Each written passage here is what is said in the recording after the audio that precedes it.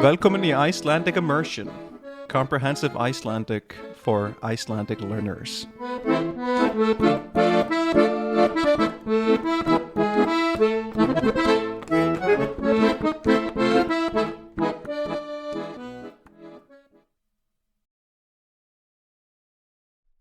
Góðan dag og vertu velkomin í þátt númer 55 af þessu hlaðvarpi.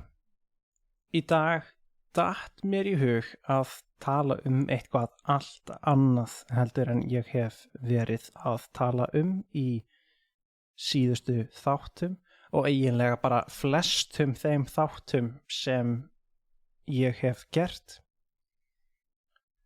Þeir eru flestir einhvern veginn miðaðir að því að læra nýja hluti og læra ný tungumál og að læra íslensku.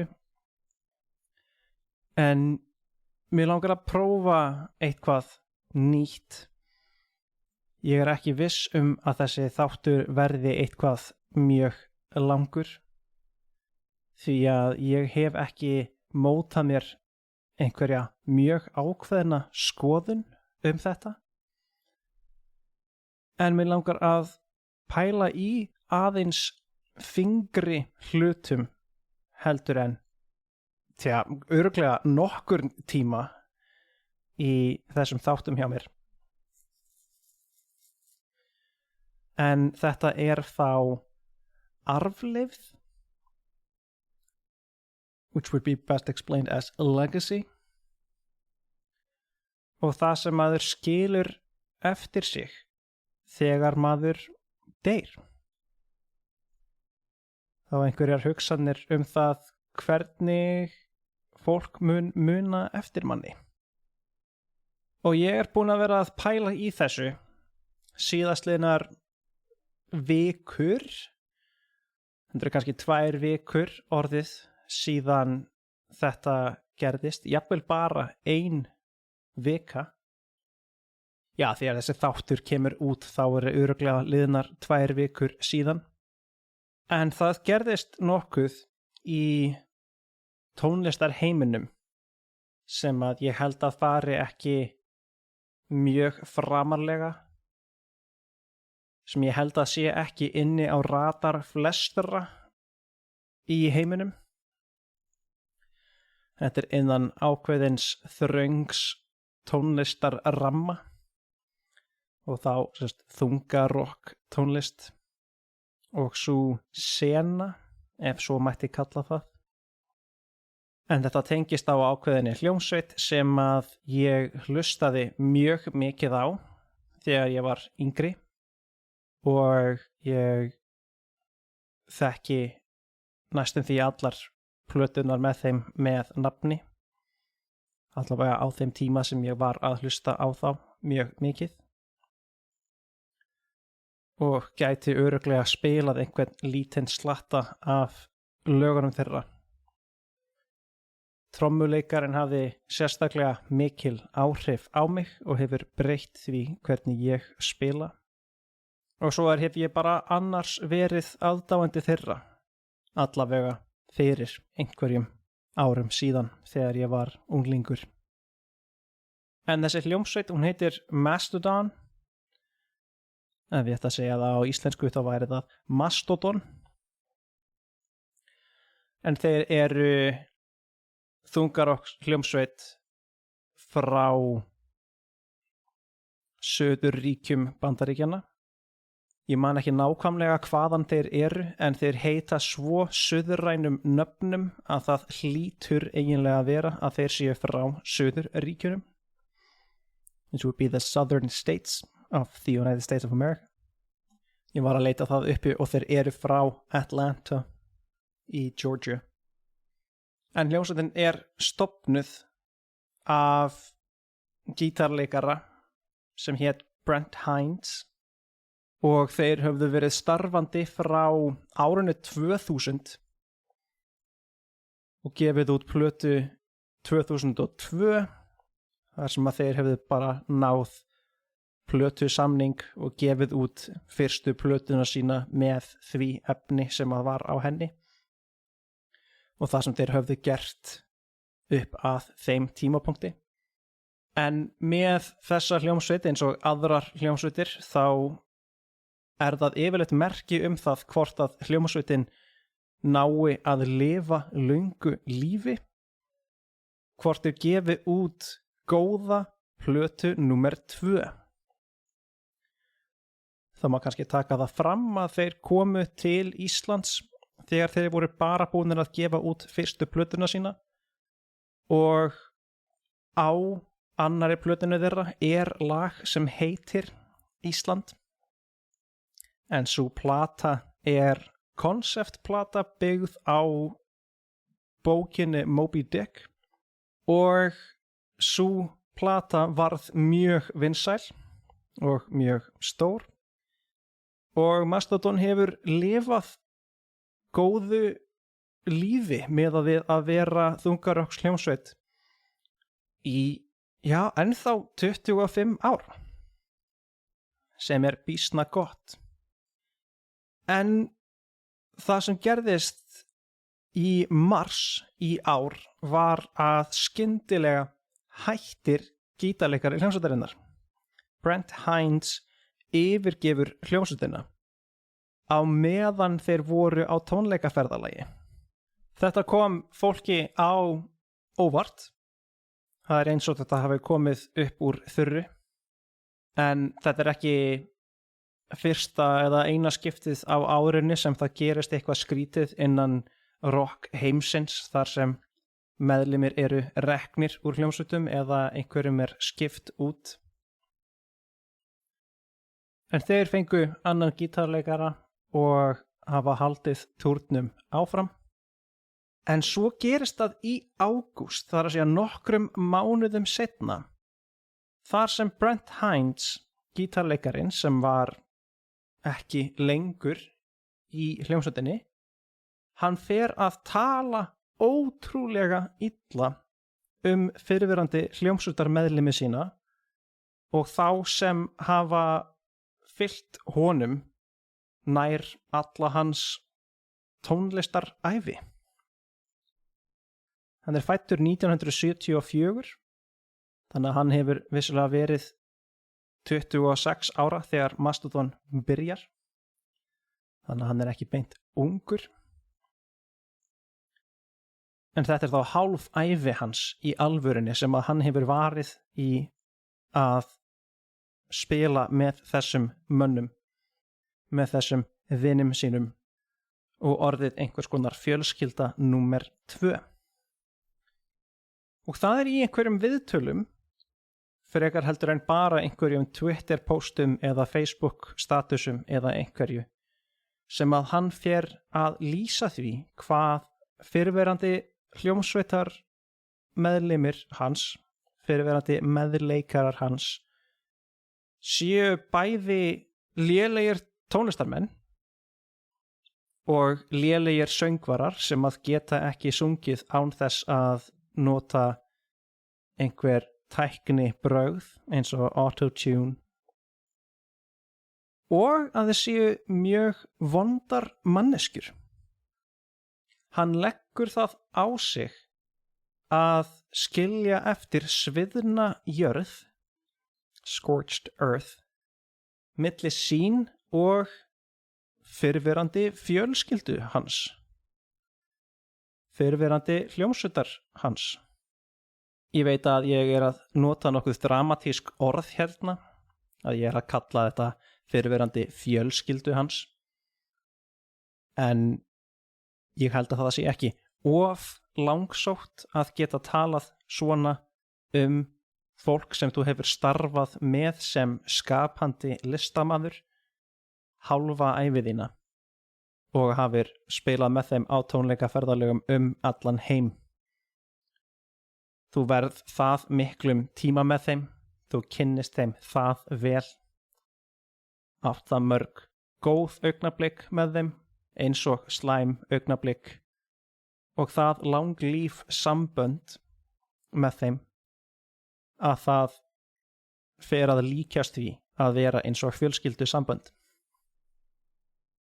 En hann einmitt ákveður að gera þetta. að gera eins og við segjum á nýrri íslensku. Hann fór að hrauna yfir þá. To literally translate that would be like as if you were to lava or to magma over someone. Og hljómsveitar meðlimir Mastodon svöruðu fyrir sig misjafnt og mismikið og réðust mismikið að Brent Hinds, gítarleikaranum. En það var allavega skýrt að upplifunin þeirra var ekki að hann hefði rétt fyrir sér. Þeir voru ekki sammála það að þeir væru vondar manneskjur, til dæmis. Þetta rosa klisjukent saga að einhver gítarleikari rekinn úr hljómsveit og að það verði eitthvað barnalegt dramakast milli meðlimsins og fyrirverandi hljómsveitar. Það var orðið góðir hlutir til úr þessu og slæmir, allavega í tónlistarsögulegu samhengi. Það má tala hljómsveitir eins og Sex Pistols eða Guns N' Roses eða Metallica og Megadeth sem að hafa átt annarkvort góðar afleiðingar eða slæmar afleiðingar af svona slitum sem fara misvel í fólk. En allavega fer hann þessa leið og á þessum tímapunkti hann 50. Og þetta allt að gerast í byrjun ágústmánaðar. Að þetta rifrildi á milli þessara fyrirverandi vina verður augljóst öllum í heiminum eða allavega þeirra í tónlistarheiminum og í þungarokks senunni. Þann 20. ágúst 2025, ég að taka þannig þátt upp 2. september, þannig að þetta næstum því akkurat 2 vikur síðan, lendir Brent Hinds, fyrrverandi gítarleikari Mastodon, í mótorhjólaslysi og hann deyr í því. Eða allavega deyr hann á spítalanum eftir slysið af sárum sínum. He dies in the hospital of his wounds. Og þetta snertir allan rock heiminn. Þessi maður hefur átt 25 ára feril framarlega í þungarokks heiminum. Það eru margir sem líta upp til hans vegna ágæti hans sem tónlistarmanns. Due to his excellency in musicianship or as a musician. Og hann hefur deilt sviðum með mörgum risum, allavega innan þungarokks heimsins. Þetta var líka ákveðin skellur fyrir mig, ég hafandi verið mikill aðdáandi þeirra á yngri árum og ég hugsa til hans með þakklæti fyrir það sem hann hefur átt þátt í að skapa með þessari hljómsveitinni. En það sem ég búinn að vera að hugsa síðan ég sá þessa frétt að hann hefði dáið að ef hann hefði setið á sér og þessum hugsunum sínum og ekki sagt neitt ljótt og skætt gegn fyrrverandi hljómsveitu hans, þá væri allavega ég að sjá þetta í allt öðru ljósi. Ég held að ég hefði þá verið að sjá frétt sem alveg sorgleg að þessi maður hafi dáið í slysi, en að þá væri þetta aðili sem að væri einmitt nýlega búin að lenda í því að vera úthýst úr því sem hann hafði unnið að búa til í 25 ár og svo skömmu seinna látist af slysförum eins og að hann hefði bara leitt gott af sér. En sama þótt ég reyni á mig að líta framhjá því, þá hugsa ég óhjákvæmilega það að hann lagði það á sig að skilja eftir sig neikvæða orku í þessu ljóta tali fólkið sem hann vann með. Hann birtist mér og öllum sem eflaust reiður einstaklingur, einhver sem gæti verið sár út í kollega sína og eflaust á þessum tímapunkti fyrrverandi vinum. En hann fór samt það langt að hann talaði þessa aðila sem lélega tónlistarmenn og lélegar manneskjur og skildi viljandi eftir sig ljótleika sem var ekki til í heiminum, allavega á þessum stað, fyrr en hann bjó hann viljandi til. Að sjálfsögðu ég núna að líta framhjá því að hann hefur ekki haft neitt gott af því heldur að setja á sér og bæla niður þær tilfinningar sem hann hafði gagnvart þessu fólki. Það hefði ekki verið hollt fyrir hann, en ég efast það að hann hafi þurft að gera það fyrir öllum heiminum, þannig að allir bæði sæju að ástandið hjá hljómsveitinu og meðlimum hennar sé þetta slæm og líka að birta fyrir heiminum að svona sjái hann hlutina. En ég held að hann hafi ekkert verið að búast við því að hann væri að fara að deyja í mótorhjólasleysi nokkrum vikum eftir að hann gerir þetta. Ef hann hefði beðið í einhvern lengri tíma, þá hefði þessi neikvæðni aldrei orðið til og aldrei birst þessum heimi og við hefðum aldrei séð þessa hlið á honum. Það svo stuttur tími þarna á milli þess sem hann segir þessa hluti og að hann deyr. Þannig að ég búin að vera að spá í því síðan ég sá þetta, hvað í fyrsta lagi maður veit aldrei hvað gerist í framtíðinni og í öðru lagi að spá í því hvað það sem maður skilur eftir sig. Skildirðu meiri jákvæðni eftir í heiminum en neikvæðni? Hvernig mun fólk muna eftir þér núna ef þú myndir í þessari stuttu hugmynd deyja núna? Og ef þú ímyndar þér að hvernig það væri, hvernig myndirðu vilja breyta því? Hvað myndirðu gera til þess að það yrði munað eftir þér öðruvísi? Þetta í rauninni sama saga og af Ebenezer Scrooge í A Christmas Story eftir Charles Dickens.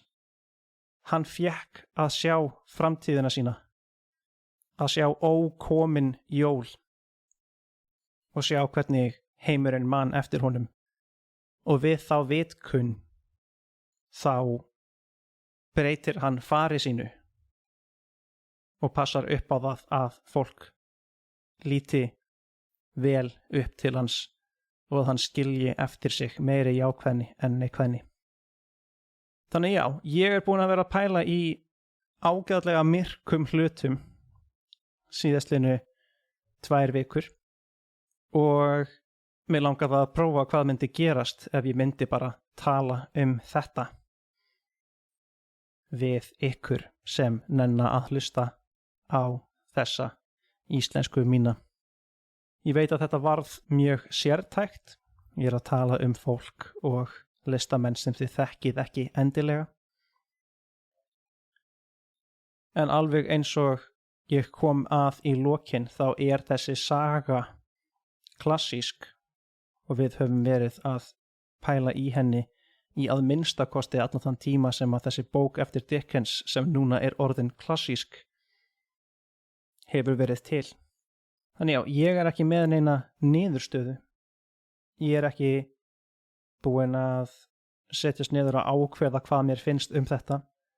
Ég veit bara að ég er augljóslega snertur af þessu og ég mun vera áfram að velta þessu fyrir mér. En já, ég ætlaði að reyna að hafa þetta styttri þátt. Ég var mjög lengi að hugsa mig á milli setninga. Því núna er ég að birta meiri skoðanir og litaðara mál heldur en ég er vanur að gera. Þannig að ég þurfti að vera viss að ég geti staðið með þeim orðum sem ég segi. Þannig að þó að ég sé búinn að taka upp í hálftíma núna, þá geti verið að þessi þáttur verði ekki nema korter til 20 mínútur. En þið verðið búin að sjá það nú þegar ef að þið eruð að hlusta á þetta núna. Ég ætla ekki að hafa þetta lengra. Ef þú hefur náð svona langt inn í þáttinn, þá þakka ég þér fyrir að hlusta. Og þangað til næst. Takk og bless. Hello again, it's me. Now in the wrong language, I just wanted to let you know that if you're interested in seeing a transcription of this episode that you just listened to, or any of the other episodes, then that's available to you through my Patreon page. That's going to be within the Linktree link that you're going to see in the description of this episode. So if you're interested in finding the Patreon page, the Facebook page of the show, or even my teaching page on italki, then all of that's going to be found underneath that little umbrella that is the Linktree link there. So don't be shy, click away. Thanks again for listening, and hope you'll come again. All right, take care.